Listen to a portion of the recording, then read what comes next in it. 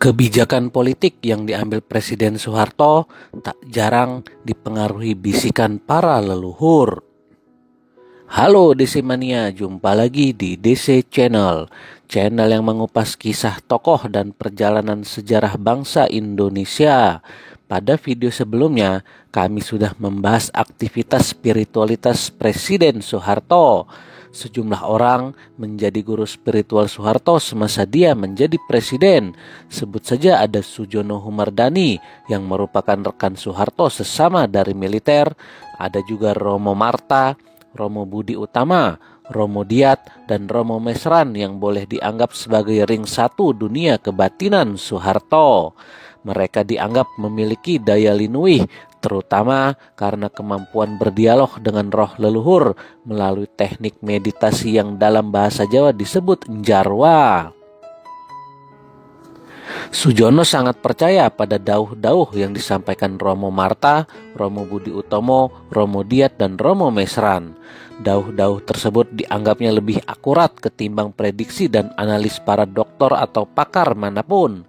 Intelektual nggak patut didengar, tidak ada unsur ketuhanannya, begitu kata Sujono suatu kali. Sujono aktif mengundang para pini sepuh itu untuk melakukan enjarwa demi mengetahui situasi politik mutakhir. Informasi dari dunia atas itu secara rutin dilaporkan kepada Soeharto. Para Romo ini memiliki spesialisasi. Romo Diat diminta untuk menjarwa soal-soal kenegaraan, Romo Marta untuk soal kemasyarakatan dan kerumah tanggaan, Romo Budi untuk hal-hal yang sifatnya pribadi. Setiap membutuhkan konsultasi, Soeharto datang ke Semarang menemui Romo Diat. Tak jarang, Romo Diat via Sujono diundang ke istana atau diutus mencari sesuatu. Romo Diat misalnya pernah mencari pohon Wijaya Kusuma di dekat Nusa Kambangan untuk Soeharto. Bunga Wijaya Kusuma dipercaya memberi tanda negara bakal baik.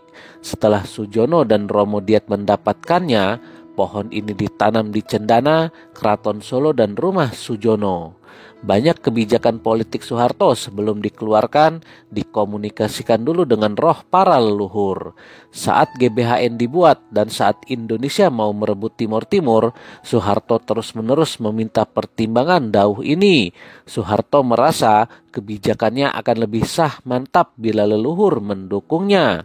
Ada sebuah kejadian menarik. Pada waktu Soeharto hendak melakukan kunjungan ke Filipina dan Australia, Romo Diat diundang Sujono ke rumahnya. Roh yang masuk ke dalam diri Romo Diat mengatakan bahwa yang harus diawasi benar adalah perjalanan Soeharto ke Australia. Pesan itu disampaikan Sujono kepada Yoga Sugomo sebagai pemimpin Bakin saat itu. Tapi Yoga mengatakan bahwa analisis intelijennya menganggap mereka harus waspada dengan keamanan di Filipina lantaran Marcos baru saja digulingkan. Kenyataannya saat Presiden Soeharto ke Filipina kondisi aman-aman saja. Sementara di Australia, Soeharto disambut demonstran dengan lemparan tomat dan telur busuk yang mengenai dahinya. Ketika pulang ke Jakarta, Yoga Sugomo langsung didamprat oleh Sujono.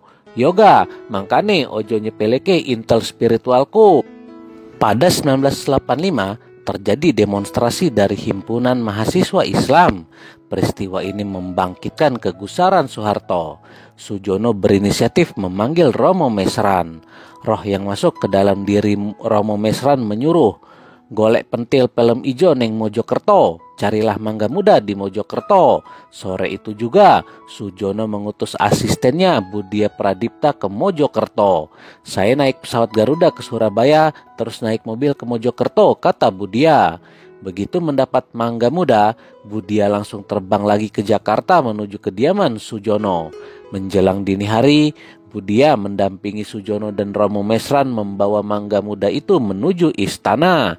Di istana Paswal Pers sempat mencegat mobil mereka. Begitu Sujono melongok dari kaca jendela, mobil dibiarkan masuk.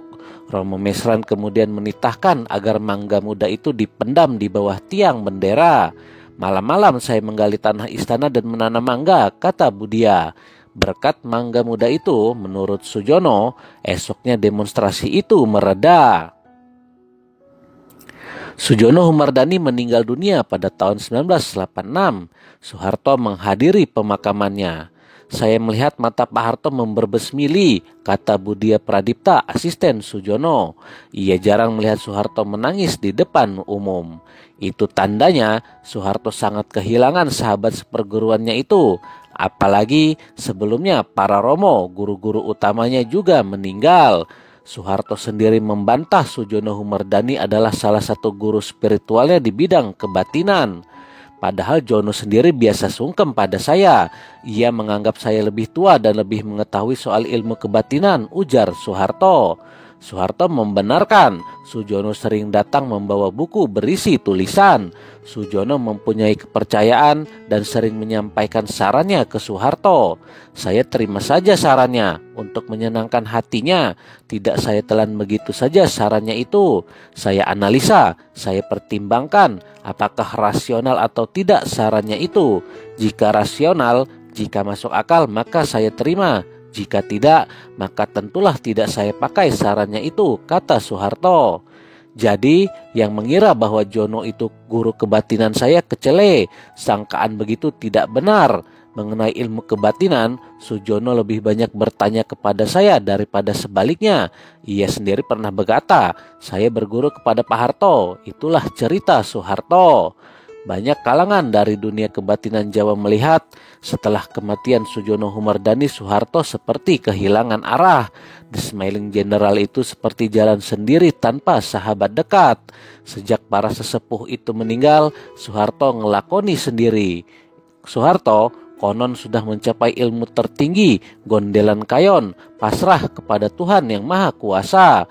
Soeharto ngelakoni suaraning asepi atau bisikan terhening untuk mendapat dauh atau petunjuk.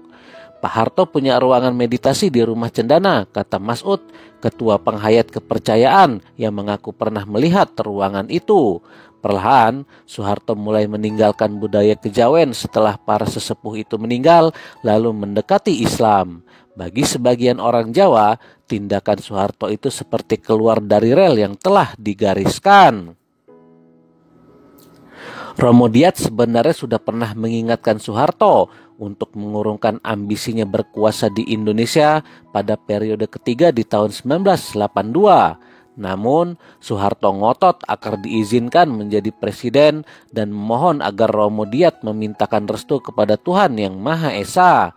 Atas permintaan tersebut, akhirnya Romo Diat melakukan tirakat perjalanan ke segenap penjuru Nusantara selama kurang lebih 1 tahun. Di berbagai tempat ia melakukan meditasi. Romo Diat mendapat wangsit bahwa Soeharto bisa menjadi presiden, namun hanya untuk 1 periode lagi.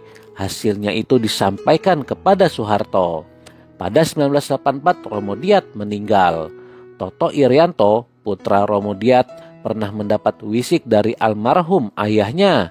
Ini terjadi saat Toto sedang tahajud pada pertengahan tahun 1987 saat proses pemilihan umum sedang berlangsung. Tolong kasih tahu saudaramu Soeharto, begitu isi wisik tersebut. Inti wisik itu memperingatkan agar Soeharto segera turun dari jabatannya. Toto diperintahkan agar menemui Soeharto dengan membawa jantung pisang raja, jeruk bali, serta kelapa gading. Jantung pisang raja adalah simbol kekuasaan. Jeruk bali simbol agar kekuasaan itu dikembalikan. Kelapa gading adalah simbol masa keemasan. Intinya Soeharto harus menanggalkan kekuasaannya di saat masa keemasannya, tutur Toto. Toto mulanya ragu menyampaikan pesan itu. Namun akhirnya Toto berkeyakinan harus datang ke istana. Selang beberapa hari berangkatlah Toto menemui Soeharto di istana seorang diri. Toto hampir tak lolos dari pemeriksaan pasukan pengamanan presiden. Beruntung saat itu Soeharto sedang keluar dari pintu utama istana hendak masuk ke mobil. Sambil mengisap cerutu, Soeharto langsung melambaikan tangannya kepada Toto. Rupanya Soeharto masih mengenali wajah putra gurunya itu. Keduanya terlibat dalam percakapan singkat dalam bahasa Jawa. Toto langsung menceritakan dirinya mendapat wangsit agar menyerahkan 3 simbol tersebut kepada Soeharto. Soeharto pun menerima baki berisi jantung pisang raja, jeruk bali, dan kelapa gading. "Wis, saya terima," kata Soeharto. Toto segera pamit pulang tanpa masuk istana. Soeharto pun bergegas melaju dengan mobil. Ternyata Soeharto tidak mengindahkan pesan tersebut.